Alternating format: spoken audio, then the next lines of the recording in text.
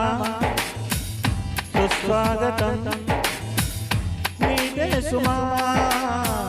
ఈ జీవితం అనురాగమా అభివందనం అనుబంధమా శుభవందనం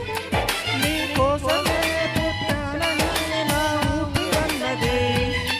ఈనాటికి విడిపోనని చెప్పాలనున్నదే